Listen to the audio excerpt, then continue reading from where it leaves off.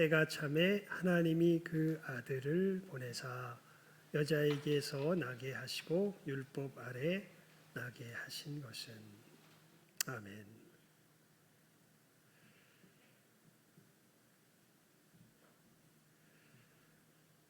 때가 찼다. 예.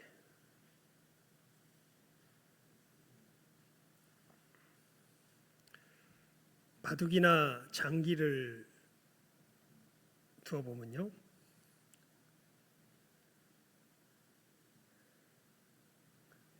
이 수순이라는 것이 참 중요합니다. 그게 뭐냐면 똑같은 데 두는데 그것을 언제 두느냐가 이게 이 형세를 좌우하는 것이 정말 많습니다. 그러니까 이 때라고 하는 것은 성경에서 말하는 이 오늘 우리가 읽은 본문 말씀의 때는요, 그냥 단순히 시간이 똑딱똑딱똑딱 지나갔다라는 그런 의미의 때가 아니라 이 바둑이나 장기에서 정말 정확한 그 때에 그 순간 그 시점에 그때 딱 두어야 되는 것처럼 이 예수님께서 오실 그 바로 정확한 그 때가 있었다는 것을 말하는 표현이 바로 오늘 우리가 말씀 가운데서 읽은 때가 참에라는 이 말의 의미가 됩니다. 도대체 어떤 상황이 되었길래 이 때가 찼다 이렇게 성경에서 이야기하고 있을까요? 여러분, 이것은 우리가 좀 역사적으로 그 당시에 유대 지방의 상황을 살펴볼 필요가 있습니다.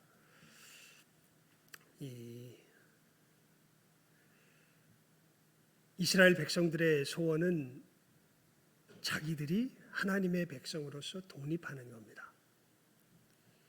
그러니까 늘 그 바벨론 포로 생활 이후에 지금까지 어떻게 보면 지금인지 어떻게 보면 정치적으로는 좀 독립했다고 볼 수도 있어 보이긴 하지만요, 놀랍게도 이스라엘의 그 예루살렘은 아직 자기들의 성이 안 돼 있지 않습니까? 그러니까 이스라엘이 예루살렘을 자기들의 수도로 삼고 이 정말 진정한 이스라엘로 살았던 때는 그 바벨론 포로가 되기 바로 그 직전까지입니다. 그 이유는 정말 하나님의 나라로서 온전하게 서 있었던 때가 없는 것이지요. 예. 그러면서 이스라엘 백성들의 유일한 소원은 사실은 그 하나님의 나라로서의 자기들의 모습이 온전히 서게 되는 것인데, 그 소망을 가지고 예수님께서 태어나실 때의 그 상황을 살펴보면 정말 암담합니다. 예. 왜 암담하냐 하면요, 먼저 정치적으로요 정말 암담한 시절입니다. 이스라엘의 통치자는 다윗의 자손이어야 하죠.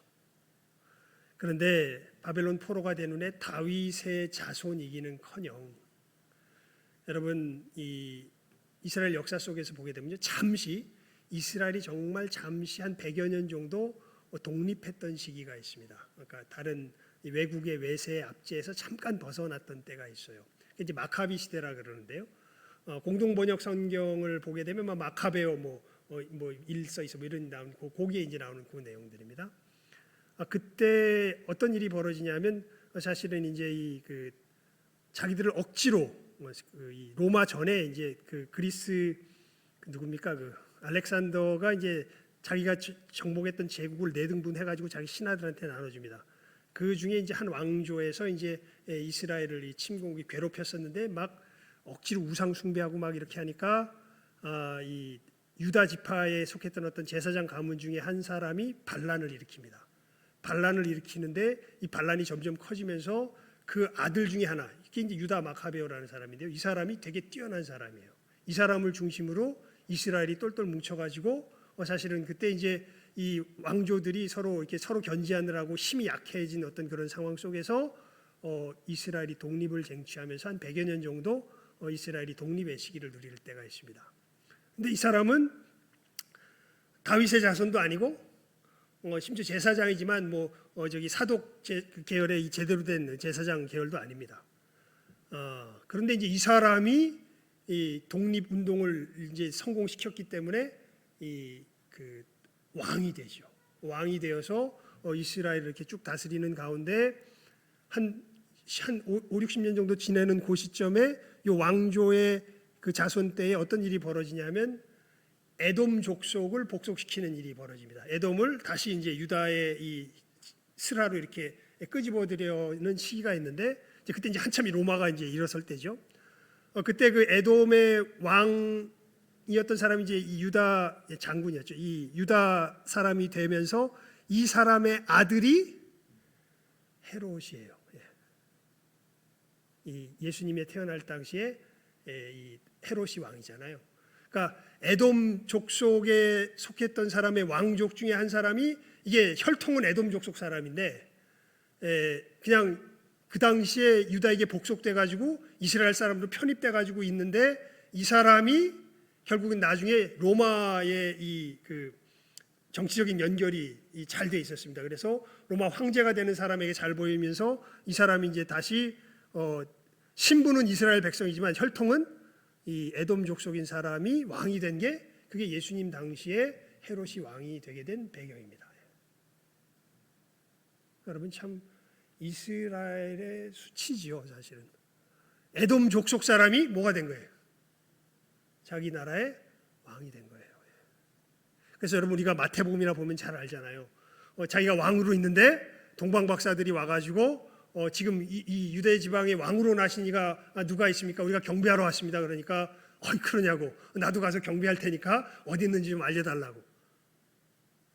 그래서 동방 박사들이 별의 인도를 따라서 가서 예수님 만나 뵙고 경배한 다음에 돌아가려고 하니까 누구에게 가지 말라고, 헤롯에게 가지 말라고. 그래서 경고를 받고 다른 길로 가니까 헤롯이 그 사실을 뒤늦게 알고 노발대발해가지고 그 박사들에게 물어서 그 때를 기준하여서 몇 살 이하의 아이들을, 2살 이하의 아이들을. 그러니까 예수님을 나타내는 별이 나타난 것이 몇 년 전이었다는 거예요. 2년 전이었다는 거죠. 그것을 알 수 있죠. 그래서 우리가 아마 동방 박사들이 예수님을 만나 뵈러 갔을 때는 아마 2년 정도 후가 아닐까 우리 그렇게 추측을 하는 겁니다. 2살 아래의 사람들을 그 베들레헴 주변의 모든 아이들 다 어떻게 버립니까? 다 죽여버리죠.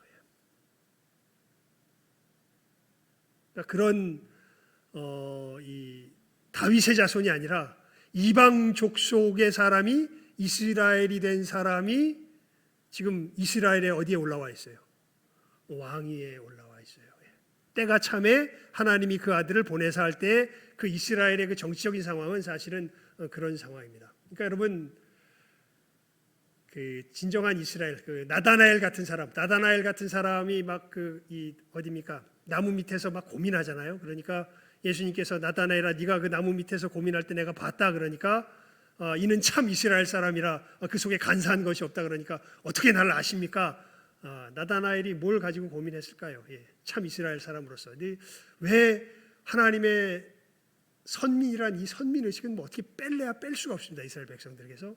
하나님의 백성으로서 왜 이런 처참한 상황이 이르게 되는가 해서 더 이상 희망을 가질 수 없을 정도로 아예 왕까지도 누가 서버린 상황이 됩니까?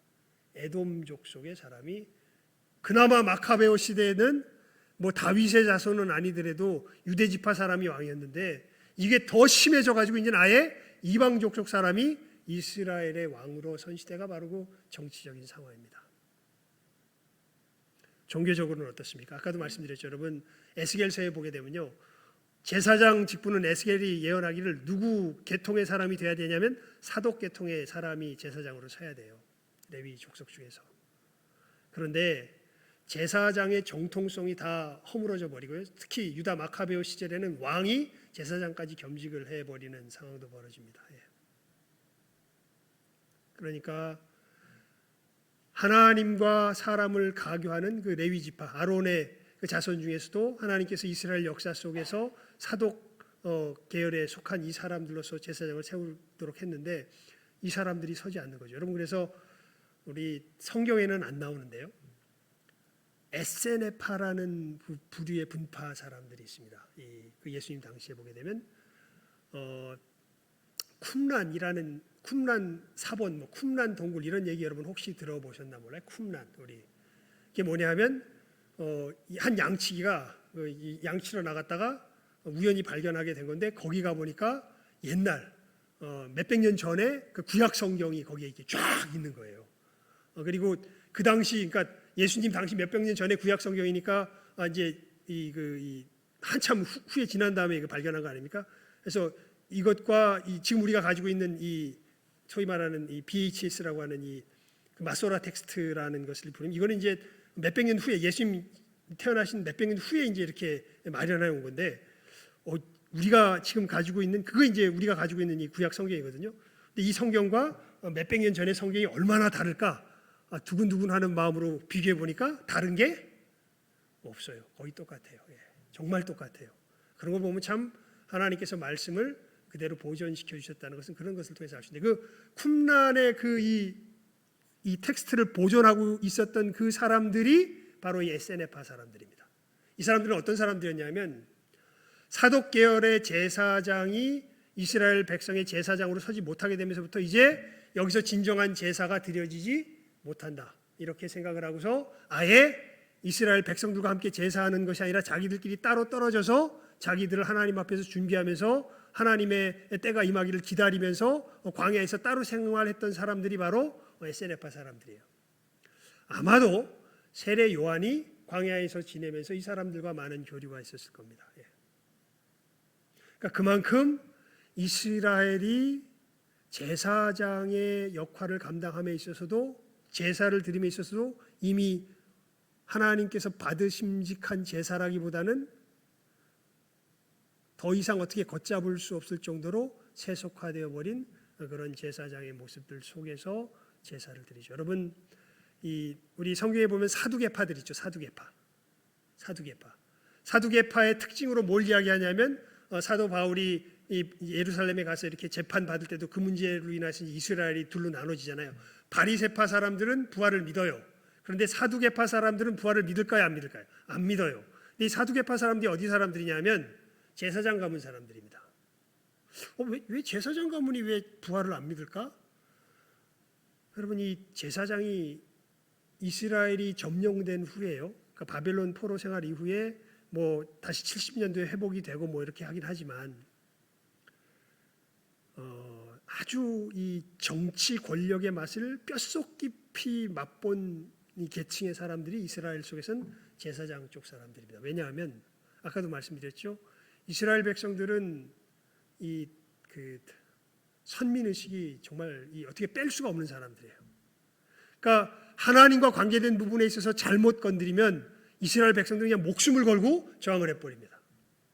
그러니까 외국에서 이스라엘을 다스릴 때 얘들을 직접 다스릴 수가 없어요. 반드시 누구를 통하여서만 겨우 통제가 가능하냐 하면, 누구를 통하여서만?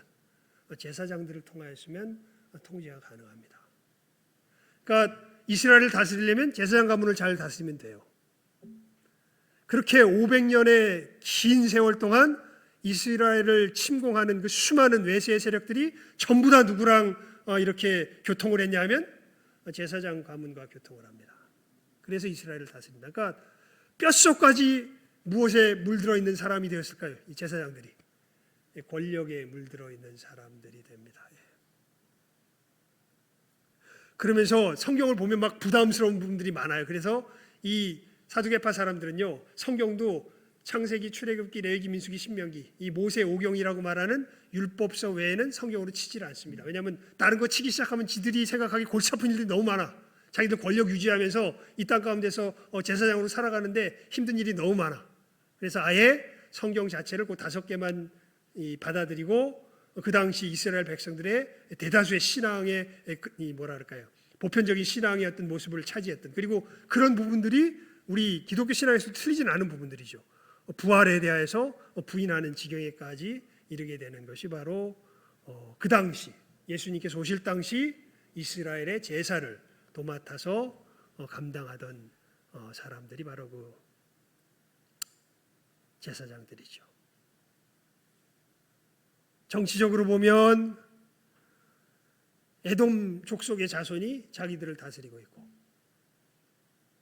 정말 하나님 앞에 예배드리는 그 핵심이 되는 제사의 일에 있어서는 이 사두개인 같은 사람들이 정통성도 잃어버린 대제사장이라고 자처하는 이 사람들, 그래서 에세네파 같은 사람들은 아예 그 사람들을 무시하고서 따로 나가서 하나님의 나라를 기다리는 그런 일들이 벌어질 정도로 정통성이 다 사라져버린 제사장들이 예루살렘 성전을 맡아서 하나님의 일들을 감당하고 있고, 여러분, 이스라엘에 소망이 있습니까? 없습니까?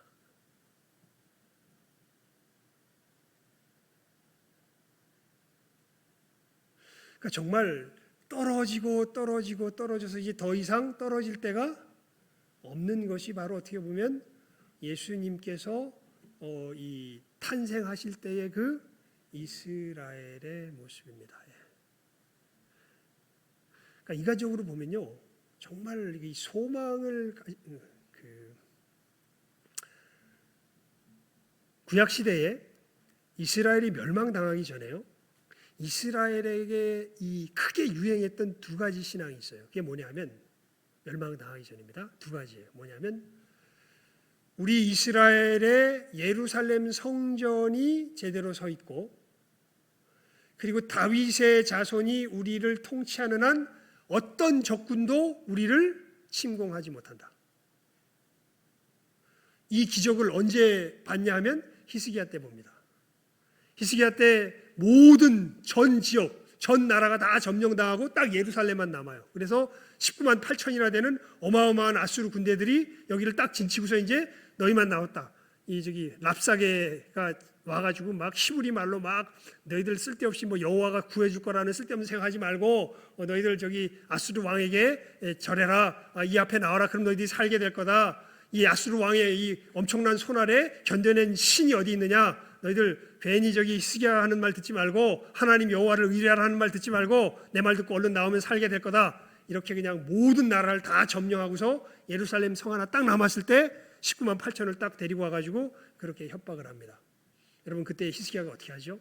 히스기야가 그 랍사게가 조롱하는 그 말을 편지에 써온 그 항복 문서를 하나님 전에 가서 내려다 놓고서 하나님, 얘가 이렇게 조롱하는데요, 그 다음에 어떤 일이 벌어집니까? 하룻밤 사이에 천사가 임하여서 19만 8천이 어떻게 돼요? 싸그리 다 죽어버리고, 이 군대가 돌아가고, 오히려 이 침공했던 이 군대는 돌아가고 그 왕은 죽고 다른 왕이 일어나고 하면서 이스라엘은 유대 민족은, 유대 땅은 살아나는 역사가 일어나죠. 그렇게 되면서 이스라엘 백성들 가운데 변하지 않는 하나의 신앙이 생깁니다. 이게 뭐냐면, 다윗의 자손이 우리를 다스리고 왕으로 있고 예루살렘 성전이 멸망하지 않는, 부서지지 않는 한 절대 어떤 나라도 우리나라는 못 건드린다. 그래서 여러분, 우리 뒤에 이제 선지서들, 특히 에스겔이나 예레미야나 보게 되면 계속 예레미야나 에스겔이 뭘 선포합니까? 멸망을 선포하죠. 우리가 하나님의 말씀 가운데 거하지 못하기 때문에 멸망하게 될 거다라고 선포를 해도 이스라엘 백성들이 들어요, 안 들어요? 안 들어요. 왜 안 듣냐면요, 예레미야나 에스겔 같은 사람은 소수예요. 다 어떤 사람들이 많냐면, 야, 우리가 아무리 이렇게 못나고 힘들어도 우리에게 누가 있고, 다윗의 자손이 있고, 우리에게 뭐가 있는 한? 예루살렘 성전이 있는 한. 우리나라는 어떻게 된다? 하나님이 지켜 보호해 주시고 멸망하지 않는다. 이런 이제 이 메시지가 계속해서 전파되면서, 그래서 이스라엘은 정말 이중적인 길을 걸어갑니다. 나중에 이 에스겔이나 이렇게 보게 되면 예루살렘 성전에 들어와서 우상을 숭배하는 일들이 벌어져요. 사실 이렇게 보게 되면, 성경 읽어보게 되면. 그래 놓고선 어떤 마음이 있냐면, 우리 예루살렘 성전이 있고 누가 다스리는 한, 다윗의 자손이 다스리는 한 여기는 어떻게 된다? 멸망하지 않는다. 이게 이제 정말 이런 나라를 향하여서 이제 예레미야와 에스겔과 그 수많은 사람들이 멸망을 선포하죠. 그 멸망의 모습이 그때 이 500년에 끝난 게 아니라 멸망한 다음에 580, 거의 600년의 세월이 지나가서 이제 끝으로 가서 이제 더 이상 어떻게 보면 끝이 없는 그 상황이 된 거죠. 이제 나의 왕 자체가 에돔 족속이고, 제사장은 근본도 없는 자들이 제사장이 되어버리고, 하나님의 나라의 백성의 사람들은 오히려 바리새인들과 평신도를 중심으로 더 신앙에 있어서 바른 모습이지, 오히려 윗대가리들은 다 썩어버린 어떤 그러한 상황 속에서 이제는 더 이상 이 나다나엘 같은 사람이 이스라엘 나라를 생각할 때 소망이 없어 보이는 그때가 우리가 오늘 읽은 4장 4절의 때가 참회의 그때입니다. 여러분 참 이게 참 하나님의 때가 어느 때인가라고 할 때를 보면요, 왜 이 상황을 제가 이렇게 장황하게 쭉 설명을 했냐면 이 사실을 분명히 마음속에 담으시라고요. 여러분, 인간의 모든 가능성이 끝났을 때, 그러니까 더 이상 우리가 어떠한 가능성도 생각할 수 없을 때, 그러니까 사실은 그 이스라엘 역사를 보게 되면 그때는 정말 조금이라도 생각 있는 사람이라면 뭔가 소망을 가질 건덕지가 전혀 보이지가 않습니다. 인간적으로. 제사장이면 제사장, 왕이면 왕, 사회면 사회.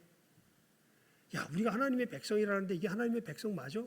성경을 조금만 읽어봐도 전혀 아닌 것들로 가득 차버린 그 세상. 다 끝났구나. 이렇게 없어도 이렇게 없을 수가 있나? 이게 다 끝났구나 라고 하는 그때 하나님께서 역사하시면서 예수님께서 누구에게 잉태되세요? 마리아에게 잉태되십니다. 그게 우리 4장 4절 다시 한번 읽어볼까요? 시작 한번 읽습니다. 시작. 때가 차매 하나님이 그 아들을 보내사 여자에게서 나게 하시고 율법 아래 나게 하신 것은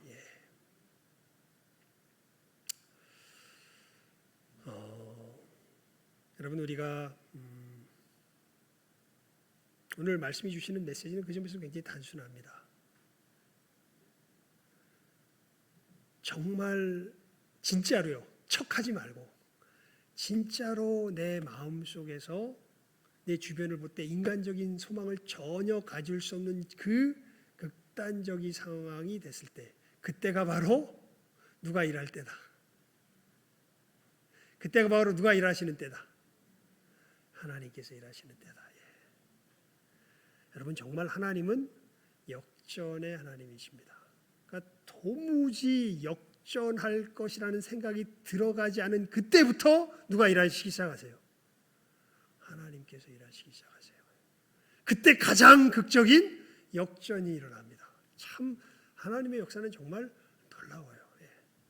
여러분, 이스라엘 백성들이 이 출애굽해가지고 모세 인도하심 따라서 쭉 가다가 도착한 곳이 어디입니까? 홍해압 아니에요. 홍해압. 거기 뒤에 보니까 누가 쫓아와요? 애굽 군대가 쫓아와요. 앞에는 뭐가 가로막고 있어요? 홍해가 가로막고 있어요. 야, 이거 어떻게 하냐? 다 끝났다. 왜 우리를 거기서 죽게 내버리지 여기 와서 이렇게 죽게 내버리냐? 막 그냥 원망하면서 난리를 칩니다. 그때 모세가 뭐라 그럽니까? 하나님께서 주신 지팡이를 들고 하나님께서 너희들 가운데 어떻게 역사하시는지 그냥 뭐 해라? 봐라. 어떤 일이 벌어집니까? 하나님께서 바람을 불게 하시면서 홍해가 갈라지고, 이스라엘 백성들은 전혀 생각할 수 없는 그 땅이죠. 마른 땅을, 그 바닷속을 마른 땅과 같이 걸어서 지나가게 되고, 뒤쫓아오던 애국 군대들 어떻게 됩니까? 거기서 사글이 다 수장되어서 진정한 자유민으로서의 이스라엘 백성들이 자유를 얻게 되는 게 바로 오히려 애굽 군대에게 쫓겨가지고 홍해 앞에서 이제는 꼼짝없이 뭐하게 되었구나, 죽게 되었구나는 그때에 하나님께서 오히려 이스라엘 백성을 뭐로 만들어 버리세요? 자유의 백성으로 만들어 버리시죠. 여러분, 우리가 언제 예수님의 구원의 은혜를 깨달아 알게 됩니까? 똑같습니다. 처음 이 신앙생활, 이 뭔가 교회 다니면서 그 처음 우리들 마음속에 했던 그런 그 열정들이 생길 때는요, 어떨 때냐면 뭐가 잘 될 때예요. 내가 뭔가 노력하고 애쓰고 하는 것들이 뭔가 남들에게 받아들여지고, 뭔가 내 안에서도 뭔가 진취적인 어떤 이런 이 진보가 있는 것 같고 이러한 때 뭐 예를 들면 나 열심히 구제하고 또 전도 활동도 열심히 하고 뭐 하면서 막 하면서 자기 속에서 뭔가 내가 이렇게 하면 하나님이 되게 기뻐하시는 것 같아. 하나님께서 이런 나를 받아주시겠지? 나 정말 열심히 했어. 감사해. 막 이럴 때가 사실은 우리들이 어떻게 보면 보통 이제 신앙을 보통 열심을 내게 될 때 이런 식의 마음을 가지고 하게 됩니다. 근데 진짜 신앙을 갖게 될 때는요, 그런 내 안에서 악을 보게 될 때고요, 사실은 내가 하나님 앞에 전혀 합당한 것을 내어놓을 수 없는 존재라는 것을 깨달아 알 때입니다.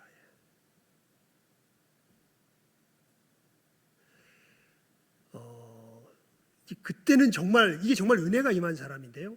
이때는 정말 자기 자신을 누구 앞에서 보게 된 사람이냐면 진짜로 하나님 앞에서 보게 된 사람이에요. 여러분 스스로 뭔가 그럴듯하게 예수를 믿고 나서도요 그럴듯하게 생각되잖아요. 그렇게 되는 순간 우리는 마귀의 올무에 걸릴까 걸리지 않을까 늘 조심해야 되죠. 왜냐하면 그 순간에는 누구를 비교했을까요? 자기도 모르게 내 주변의 사람들을 비교하게 됩니다. 그러면 이제 평가가 이루어지기 시작해요. 쟤는 나보다 낫고 쟤는 나보다 못하고 잘 될 때는 우린 또 좀 교만해가지고 내가 제일 잘 나가는 것 같아요. 그리고 다 다른 사람들을 뭔가 조금이나마 내가 하나님 앞에 헌신하고 순종하는 것 같으면 뭔가 그럴듯하는 것 같으면 이제 그것 가지고 다른 사람들 다 싸잡아서 이제 낮추기 시작합니다. 근데 진짜 은혜를 받는 사람들은요, 아까도 말씀드렸던 것처럼 이 내 의가 누더기 같은 의구나. 내가 남들을 돕는다는 게 가치 없다는 뜻이 아니라 사람들에게는 정말 가치 있는 일이고 또 하나님께서 그것을 무시하지도 않으세요. 하지만 이것을 가지고 내가 하나님께 받아들여질 수 있는가? 라는 것을 생각할 때는요,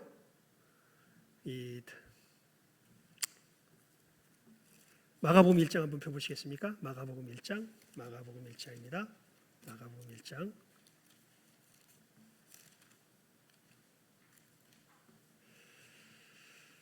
2절에서 3절까지.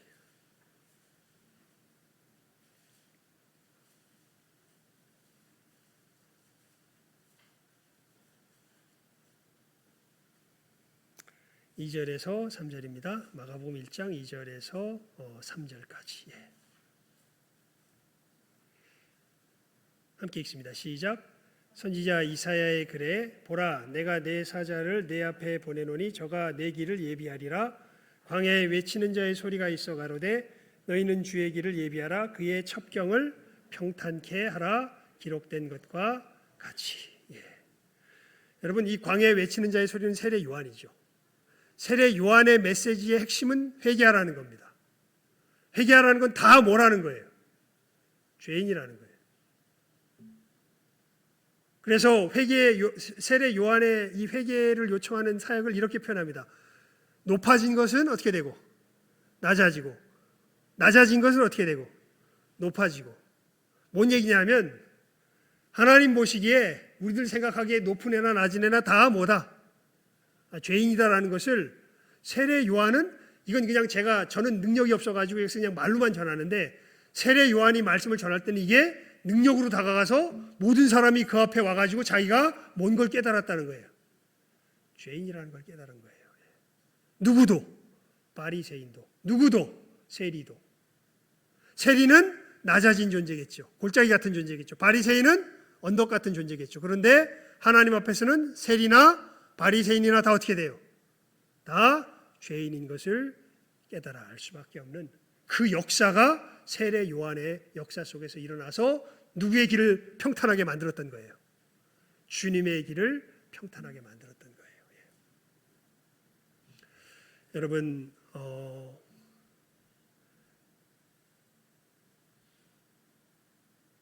하나님의 거룩하심을 알며 우리의 무능함을 아는 것보다 어떻게 보면 우리 주 예수 그리스도를 만나는데 더 핵심적인 것이 없습니다. 두 가지를 잘 기억하십시오. 하나님의 거룩하심을 알고요, 우리의 무능함을 알아야 돼요. 이 두 가지는 연결이 되어 있습니다. 하나님의 거룩하심을 모르면 우리는 계속 자고해져요. 왜냐하면 내가 좀 잘하는 것 같거든. 내가 그럴듯해 보이거든. 특히 누구랑 비교되기 시작할 때, 다른 사람들과 비교되기 시작할 때, 그리고 내 마음을 보게 될 때 사도 바울이 고백했던 것처럼 내 마음에 자책할 것이 없게 될 때, 여러분 마음에 자책할 것이 없으면 여러분은 선한 걸까요? 순수하게 악한 인간들이 있습니다. 왜 자책해야 되는지 모르면서 악한 인간, 그 사이코패스 같은 사람들이 대표적인 사람들이겠죠. 이 사람들은 굉장히 순수해요. 그치? 가만히 얘기하는 걸 들어보면 굉장히 순수해. 근데 악해. 여러분, 그러니까 이게 정말 하나님의 거룩하심에 비추어서 내 자신을 비춰볼 줄 아는 사람만큼 복된 사람이 없어요.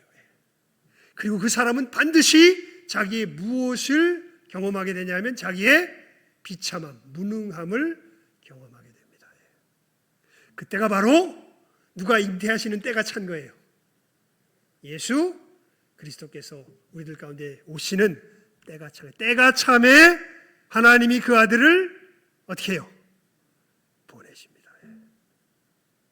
그리고 그 낮아진 심령 가운데, 그 회개하는 심령 가운데 주께서 오셔서 친히 우리의 회개가 되시죠. 돌이킴이 되세요.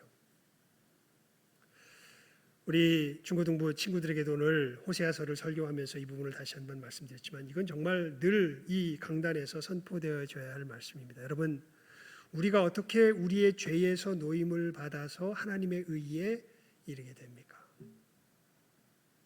다른 것이 아니라 이 예수께서 오셔서 우리를 자기 몸으로 덜컥 삼으시고, 그러니까 이렇게, 그러니까 여러분, 이 우리가 하나님의 거룩함에 비춰보게 될 때 우리는요, 우리 자신에 대해서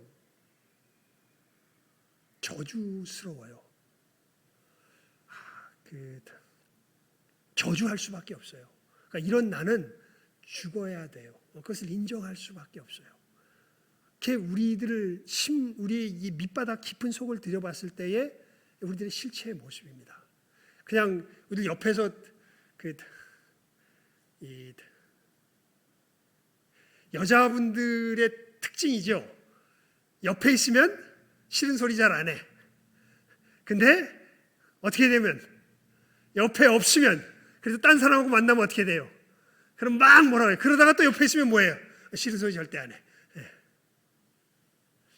그러면 저 사람을 진짜로 어떻게 생각하고 있는 거예요? 그나마 남자는 좀 나. 남자는 그 점에서는 좀 나. 그냥 싫으면 싫다 그래. 근데 여자들은 제가 볼 때 절대 그렇게 얘기 안 하는 것 같아요. 그래서 그리고 그거를 견디지 못한다는 걸 알아서 서로 그 부분에 있어서는 싫어하지만 보호해 주는 것 같아. 좋아서 보호해 주는 게 아니라 너도 못 견디지 나도 못 견뎌. 그러니까 우리 서로 이 부분은 보호해 주자. 뭐 이런 의미에서 보호해 주는 것 같아요. 하지만 알죠. 합당하지 않다라는 것. 여러분, 우리가 이 하나님 앞에 우리가 이 제대로 서게 될 때요, 그냥 그래도 나는 조금 낫지 않을까? 그래도 나는 받아들여짐, 이 생각이 전혀 없습니다. 정말 나는 하나님께서 모해에 마땅한 존재라는 거예요. 불구덩이에 집어 던져 마땅한 존재라는 걸 우리 속에서 알게 돼요. 그런데 하나님이 그런 우리를 뭐 하셨음을, 사랑하셨음을 누가 오셔서 알게 하세요? 예수께서 오셔서 알게 하세요. 그 사랑하심은 그냥 하나님이 널 사랑하신 대로 가시는 게 아니라 그 자기 자신의 이 죄와 비참함을 처절하게 깨달은 사람을 주님께서, 그것을 주님 앞에 주님과 함께 있을 때 주님께서 내 손을 꽉 붙드시면서 나를 믿어라. 내가 너를 나로 삼는다. 주님께서 우리에게 다가오세요. 그래서 정말 할 수 없는 우리들 자기의 몸으로 삼으세요. 그리고 어디로 가신 거예요? 십자가로 가신 거예요. 그래서 어떻게 할 수 없는 이 더러운 죄값을, 정말 어마어마한 죄값을, 이거 나는 도무지 치러낼 수도 없는 이 죄값을 누가 대신이라는 말도 좀 약간 이상해요. 그렇게 될 때는 예수님의 연합을 생각할 때는 대신이라는 말도 이상해요. 왜냐하면 예수님은 그 십자가에서 이미 누가 되신 거예요? 내가 되신 거예요. 누구 앞에서? 하나님 앞에서. 예수님이 사도 바울 앞에 나타나서 그러시잖아요. 사울아 사울아 네가 어찌하여 나를 핍박하느냐. 아이 말을 똑바로 합시다. 나 예수님 핍박한 적 없어요. 예수님 믿는 사람 핍박했지. 근데 예수님은 예수님 믿는 사람과 예수님을 구별할 수 있어요 없어요? 없어요. 왜냐하면 예수님에게는 예수님 믿는 사람이 곧 누구예요? 자기예요. 자기 몸이에요. 그래서 예수님께서 그렇게 죄와 비참 가운데 빠진 우리들, 그것을 정말 괴로워하고 있는 우리에게 오셔서 예수님께서 이런 나를 위해서 오셨으면 믿는 그 사람들 자기 뭐로 삼으셔가지고, 몸으로 삼으셔가지고 어디로 가셔서? 십자가로 가셔서 내가 치러야 할 하나님 앞에 치러 이 죄값을 다 어떻게 하시고 치르시고 부활하심으로 우리를 하나님 앞에 어떠한 자로? 의로운 자로 만들어 버리신 사건. 그게 예수님의 십자가의 죽으심과 부활의 사건이죠. 그래서 이 예수님의 구원의 역사를 믿는 사람은 믿기만 하면 뭘 얻는다고요? 구원을 얻는다고요. 이 구원이 임하는 때가 어느 때라고요? 오늘 말씀이 이걸 잘 얘기해요. 정말 더 이상 내 자신에 대하여 어떠한 소망도 가질 수 없는 그때. 그래서 예수의 사람들은요, 뭘 할 수 없는 사람들이냐면 절망을 할 수 없는 사람들이에요. 왜냐하면 가장 깊은 절망에서 오히려 가장 큰 소망을 어떻게 되었기 때문에? 갖게 되었기 때문에. 이게 주님의 구원의 역사입니다. 그래서 여러분, 여러 가지 일들 우리 진행될 때 되게 암담해 보일 때 있죠. 그리고 내 자신을 봐. 나 예수님 안에 있는데? 그럼 여러분, 그때부터 우리는 뭘 품기 시작해야 돼요? 소망을 품기 시작해야 돼요. 하나님을 사랑하는 자, 곧 그 뜻대로 부르심을 입은 자들에게는 모든 것이 합력하여 선을 이룹니다. 하나님은 우리를 절망을 위해 부르시지 않았습니다. 소망을 위해 부르셨습니다. 언제 하나님이 그런데 역사하신다고요? 이 때가 찰 때 우리들의 모든 인간적인 어떻게 보면 소망, 이 손길에 소망의 손길들이 다 그쳤어요. 없어져도 이렇게 철저히 없어질 수가 없어요. 가만히 그냥 제가 그냥 이렇게 그나마 여러분들에 비해서는 하나님께서 기회가 아니라 이제 시간과 모든 걸 허락해 주셔서 여러분들은 열심히 이제 세상에 나가서 돈 벌고 일하고 하지만 저는 그 시간에 열심히 뭐 해요? 예, 말씀 보고 이렇게 해야 되잖아요. 보니까 이제 보면서 이제 생긴 통찰력이죠. 근데 아무리 봐도 이건 정말 절망할 수밖에 없는 상황이에요. 그런데 이때를 오늘 말씀해 보면 뭐가 찼다? 때가 찼다. 누가 일하실 때가?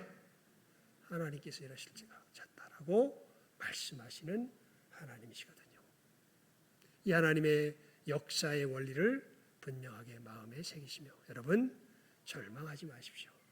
낙담하지 마십시오. 오히려 절망의 때, 낙담의 때가 누가 일하실 때다? 하나님께서 일하실 때다라는 것을 분명하게 신뢰하시며 오히려 그 가운데서 믿음으로 전진하며 나아가실 줄 아는 시간 함께하는 우리 모든 귀한 영혼들 다 될 수 있기를 주님의 이름으로 축원을 드립니다. 기도하겠습니다. 하나님 아버지 감사합니다. 정말 하나님께서 일하시는 것이 얼마나 아슬아슬한지요. 아니 정말 가슴이 철렁 내려앉는지요. 우리 인간의 모든 희망과 소망이 다 쓰러지는 그때서야 하나님께서 정말 우리가 하나님의 영광의 역사를 더 이상 이제는 왜곡하거나 바꿀 것이 없기에 그러시는지 하나님 그때부터 우리 정직한 영혼들이 하나님의 영광을 바라볼수록 움직여 가시는 하나님의 손길을 저희들 바라봅니다. 하나님 우리들 이 손길 가운데 이미 구원함을 얻었고 이제는 세상 사람들과 같이 하나님을 모르는 자들이 아니라 참으로 이 땅을 주관하시며 하나님의 그 고유한 길 가운데서 우리 가운데 역사하시는 하나님 우리는 이제는 신뢰하며 나아가는 생명을 얻은 영생을 얻은 하나님의 백성들 되었습니다. 저희들이 이 시간 하나님께서 일하시는 이 역사의 원리를 아버지 하나님 잘 깨달아하는 귀한 은혜가 있게 하여 주시옵소서. 우리 인간의 소망이 다 그쳐졌을 그때에 저희들 인간의 다른 소망을 찾기 위하여 참으로 헛수고를 하는 저희들 되지 말게 하여 주시고 오히려 잠잠히 하나님의 역사하심을 기대하며 기다릴 줄 아는 믿음의 사람들 되게 하여 주시옵소서. 그러므로 말미암아 진실로 하나님께 영광을 돌릴 줄 아는 하나님의 일하심 앞에서 어린아이와 같이 기뻐하며 하나님을 높일 줄 아는 진정한 믿음의 길을 걸어갈 줄 아는 우리 귀한 심령들 다 되게 하여 주시옵소서. 어려움의 때 절망의 때 하나님 앞에 더욱더 기대하며 기도하며 하나님 앞에 침잠하며 기다리며 나아갈 줄 아는 이 시간 함께 머리 숙인 우리 모든 귀한 영혼들 다 되게 하여 주시기를 간절히 바라옵고 소원하오며 모든 것 예수님의 이름으로 기도드리옵나이다. 아멘. 우리 찬송 바꿔서 부릅시다. 344장 우리 찬송 드리도록 하겠습니다. 344장입니다.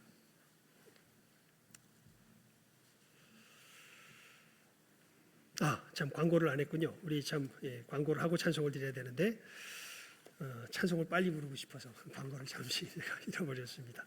광고 먼저 하겠습니다. 우리 아까 재직회 시간에 이 다음 주에 다시 재직회를 열기로 하고요. 그리고 같은 주제로 그리고 우리 특별히 우리 재직들은 뭐 교회에서 공적으로 뭐 선포한 건 아니지만 우리 재직들에게는 권고를 드립니다. 우리 새벽 기도의 시간 빠짐없이 참여하여서 정말 이 문제를 하나님 앞에서 우리가 잘 기도하는 가운데 결정할 수 있도록 우리 마음을 하나로 모아서 걸어갈 수 있도록 여러분 이번 한 주간 우리 재직들 특별히 하나님 앞에 기도하는 자리에 다 나오실 수 있기를 바랍니다. 그리고 이 문제에 대해서 이제 여러 가지 지금 서로가 이해를 못하는 부분들이 있는 것 같아요. 그래서 어떤 것이 어떻게 된 것인지 궁금하고 또 어떤 의견이 있는 것들을 지금 이제 예배 후에 모일 건데요. 궁금하신 분들 재직들 중에서 뭐 나는 별 궁금한 거 없어 그러면 안 모이셔도 돼요. 근데 모이셔서 그래도 우리 마음을 하나로 모이기 위해서 여러분 회피하거나 도망가지는 마시기 바랍니다. 정말 우리 교회가 이거 사택을 지금 팔아가지고 이 리모델링을 해야 될지 말아야 될지 이 문제를 결정하는데 이제 의견이 사실은 크게 둘로 나눴었어요. 일단은 팝시다. 파는 것은 결정하는데 어떻게 하는 것은 뭐 차후 문제라도 일단은 팝시다는 쪽의 의견도 있고 의외로 팔지 않고 기다렸으면 좋겠습니다 하는 사람들의 의견도 사실은 팽팽하게 있었던 것을 봅니다. 그래서 그렇게 의견을 표시해 놓고 여기 와서 또 우리 이제 이거 말씀드렸죠. 여러분 뭐 파느냐 안 파느냐가 중요한 게 아니라 우리 교회가 하나 돼서 나가는 게 제일 중요합니다. 그래서 서로 의견이 이렇게 갈렸는데 아유 나는 귀찮아 나 안 해 이러고 가버리면 이건 정말 하나님 앞에서 혼날 일이에요. 내가 그렇게 의견을 표명했다면 나는 왜 그렇게 했는지 왜 이것이 하나님 앞에서 바른 길이었는지 나는 왜 이렇게 가야 되는 상황인지 얘기를 해주셔야 돼요. 그래야 못 본 것이 있다면 우리도 보죠. 그리고 못 깨달아 안 것이 있다면 근데 얘기해보니까 그게 아니었네 이렇게 가는 게 맞겠네 알게 되면 그때 우리 마음이 어떻게 됩니까? 그때 하나가 되겠죠. 근데 이런 어떤 그런 것 없이 그냥 내 의견 안 받아들여졌다고 난 몰라 가버리고 이렇게 되면 우리는 영영이 뭐가 안 돼요. 하나 안 돼요. 그래서 여기 와가지고 또 이제 늘 말하던 사람만 만나가지고 자기 의견 표명했던 사람 얘기 안 하고 그냥 가버리면 나중에 이제 결정돼서 하면 나는 찬성 안 했는데 나는 그렇게 얘기 안 했는데 우리가 정말 하나님 앞에서 이 여러 의견이 있고 이런 것들을 함께 마음 모아서 가자고 좀 하는데 이것을 하나님 앞에서 거부해버리고 그렇게 된 건 정말 하나님 앞에 혼날 일입니다. 여러분들 그렇게 하지 마시고 우리들 그렇게 의견을 표명했다면 나는 이런 의미에서 하나님 앞에서 이게 바른 길이라고 생각했기 때문에 우리들 이렇게 사실 생각을 했습니다. 근데 우리 또 이 의견 내서 이렇게 지금 교회가 상황이 있어서 이렇게 가야 됩니다. 이게 얘기를 하면서 우리가 뭘 모아야 돼? 마음을 모아야 돼요. 그래서 이 얘기가 충분히 나눠지고 우리가 이제 하나님 앞에 기도해 보면 알겠죠. 하나님 어떤 부분들은 기도해서 우리 이게 뭐가 결정되기까지는 오랜 시간이 걸린 부분들이 있어요. 하나님 앞에 정리돼야 될 부분들이 있어요. 그래서 이제 우리 이번 일주일 동안에 기도의 새벽 재직들 특별히 새벽 기도의 시간이 중요하다는 게 이거 그냥 우리 생각만 갖고 할 게 아니라 누구의 응답을 받아야 돼요. 우리가 각자 하나님의 응답을 받아야죠. 그래서 하나님 앞에 기도하고 우리 다음 주에 다시 이 문제를 놓고서 다시 이제 하나님께서 어떻게 인도하셨는지 그 결과를 보자고 오늘 재직교회에서 이 결론을 짓고서 일단 임시로 마쳤기 때문에 여러분들 분명히 기억하시고 분명히 자기가 하나님 앞에서 이것이 바르다라고 생각하신 분들은 자기 의견을 분명히 알려주시고 우리가 이 부분을 충분히 서로 마음을 나누는 가운데 부족한 것들 서로 간에 채울 수 있는 그런 시간으로서 우리 예배 후에 가질 테니까요. 여러분들 잘 기억하시고 재직들 특별히 남아서 또 이 대화에 이 토론에 참여해 주실 수 있기를 바랍니다. 그래서 오늘 구역장 회의는 어쩔 수 없이 아마 그냥 서면으로 보고받고 특별히 신방이 필요한 분들 여러분들 저에게 꼭 알려주시기를 바랍니다. 구역장 회의는 안 모이는 걸로 그렇게 하도록 하겠습니다.